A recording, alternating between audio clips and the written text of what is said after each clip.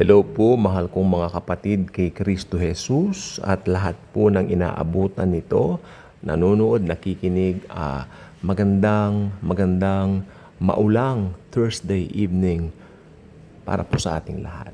Pag ulan po kasi, alam po ba ninyo, naiisip ko, biyaya. It's something that, you know what, yesterday, ang lakas ng ulan, that's one thing na ang dami pong nagpasalamat.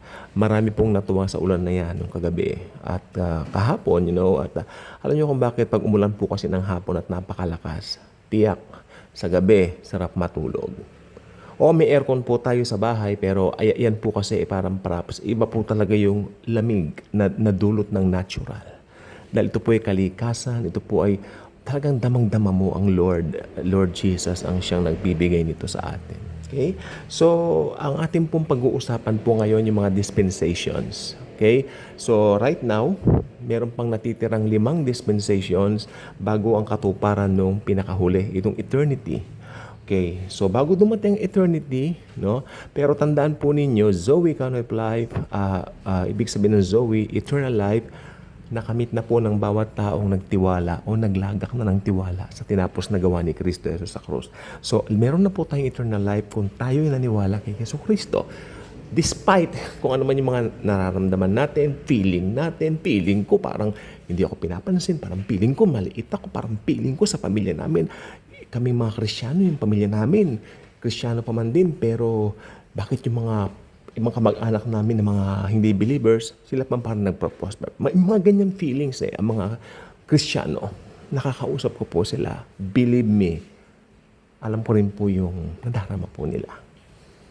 Sapagkat sabi nga ni Pedro, batid dapat ninyo na hindi lang kayo nakakadama ng mga ganyan. Maging yung ibang mga kapatid ninyo sa iba't ibang bahagi ng mundo, nakadadama po niyan. So, ayun po. Learn it from Peter. Okay?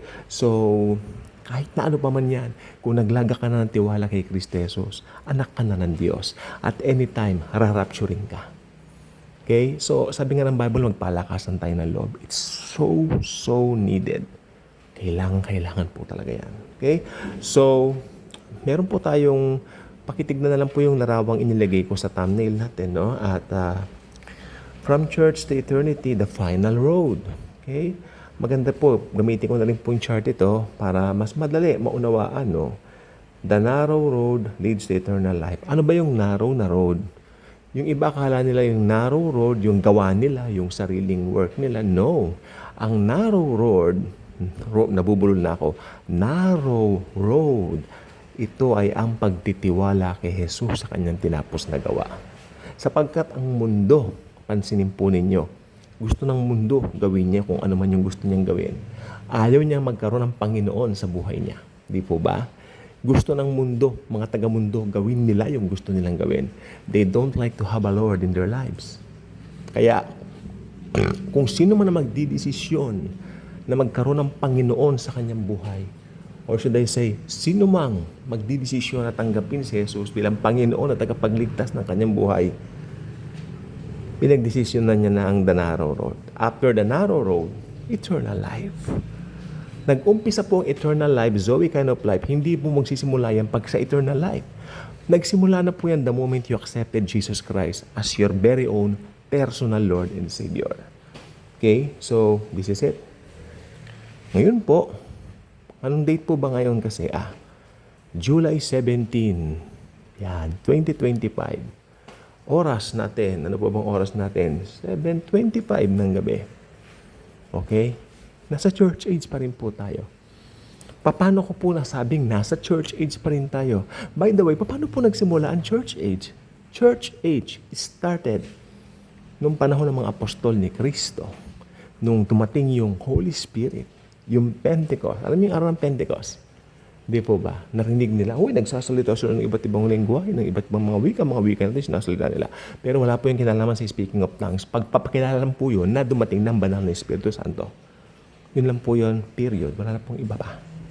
Okay? So, ang umpisa po ng church age ay nung araw ng Pentecost. Up to now, nasa church age pa rin tayo. Sinabi ko na nga po kanina, 7:25 ang oras ngayon ng July 17 and 2025.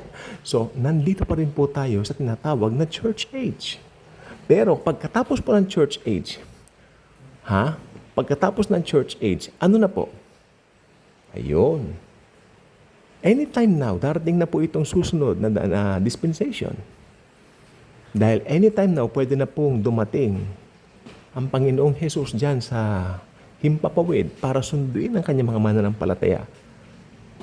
An event called the rapture of the church. Pag dumating po ang rapture of the church, automatic tapos na ang dispensation ng church age. Automatic po yan. Pasok na po ang rapture of the church. Then immediately after the rapture of the church, immediately, the 7 years tribulation. 7 taong singkad ng kahirapan. Unang bahagi, mahirap na rin yun, pero mas mahirap yung susunod na bahagi. Mga salot ito, 7 salot mararanasan. Unang salot, yung Antichrist nakasakay sa kabayong puti. Tapos nandyan yung famine, kamatayan, bla bla bla. Diba? Hanggang dumating po yung Great Tribulation dahil lalapastanganin ng Antikristo yung templo. Okay? At pasok na po rin yung Great Tribulation. Malalakas na lindol. Bukod sa malalakas na lindol, nuclear war. Grabing tindi. Grabing hindi mapaliwanag na matinding mga kapighatian na mararanasan ng sandaigdigan ng mga panahong yaon. Hindi po biro. Kaya sinasabi nila, nung COVID-19 daw na ay ang mga nagpa-injection daw ng bakuna, sila raw po ay natatakan na raw ng tatak ng halimaw. Amen. Kung ganon. Nasaan yung halimaw? Sino yung halimaw? Wala. Dahil wala pang rapture. Nandito pa po tayo. Hindi pwede magkaroon ng Antikristo kapag nandito pa po tayo. Okay? So susunod, tribulation, patapos ng Great Tribulation, darating na po ang Panginoong Jesucristo dito sa kanyang second coming para simulan ang kanyang sandali lang po. Doon sa second coming ng Panginoong Jesucristo, doon po sa second coming ng Panginoong Jesucristo, yung kanyang mga ni-rapture, kasama na po niya. Amen. Tingnan po ninyo Sa rapture of the church, Jesus will come for His church, to get His church. But dito po sa tinatawag na second coming niya, Jesus will come together with His church. Why?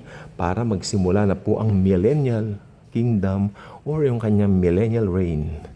Ang head office sa Jerusalem, Jerusalem, sa bansang Israel.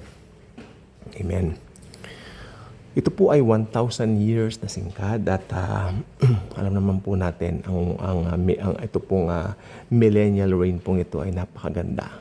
Glorified bodies ng mga Kristiyano, yung mga raptured saints, tayo po yon, na ligtas po tayo noong panahon ng grace, at yung mga pinugutan ng ulo para sa Panginoong Jesucristo, ito po yung binabanggit po sa Revelation, sila po yung mga tribulation saints. Nandun na rin po sila, kasama po silang darating ni Jesucristo. Magkakasama po tayo, kasama po natin silang darating dito uli sa lupa para maghari ang Panginoong Jesucristo. Actually, pati po tayo, sabi niya, maghaharing kasama ni Kristo. Amen? It's so exciting. Very exciting actually. Then after that, after ng katapusan po ng 1,000 years, huhukuman na po lahat. Ayoko mabulol kasi dapat mahalaga kung masabi ng tama. I-judge. Mas madaling sabihin sa English. Huhukuman. Ayun. Ang lahat ng unbelievers, simula ng mga unbelievers nung araw at yung mga unbelievers na darap na ng mga panahong yaon. Sila po ay huhukuman. Paano? Sila po ay muling bubuhayin, bibigyan ng laman at puto. Amen? Tangible. Madaling mahawakan. Madaling, kumbaga, maging subjective. At sila po ay itatapon sa Gehenna. Actually po, nasa Gehenna na po that time yung Antichrist at yung false prophet. Nauna na po sila doon. Okay? Okay, sa mga panahong yan. At dito na rin po, since katapusan na po ito ng ito na po yung katapusan ni Satanas. Pati po Satanas itatapon na rin po doon. And then, final chapter, eternity. Ito na po yung eternity. Okay? Ito na po yung start ng buhay na walang hanggan na tawag. Excited na po ba kayo? Na-excite po ba kayo? This is not a hyping blog or video. It's not like that. This is true. Coming from the Word of God. Hindi po ito ilusyon. May narinig akong kanta ng mga Katoliko. Maganda. Di siya isang pangarap, di ba? Nakalimutan ko yung lyrics, pero maski kantang Katoliko, kaganda. Kasi niyo, di siya isang ilusyon, di siya isang pangarap, siya ay si Jesus, parang ganon. Pero hindi siya yung kanta na Jesus, ha? Iba po yun. Basta hindi siya isang, narinig ko may misa kinanta nila eh. So, ang ganda ng song. Hindi siya ilusyon, hindi siya pangarap, siya ay totoo. At babalik po siya anytime to get his church. Again, ulitin ko, ibalik po natin ang katotohanan sa ating real time ngayon. Church age pa rin tayo. God bless po.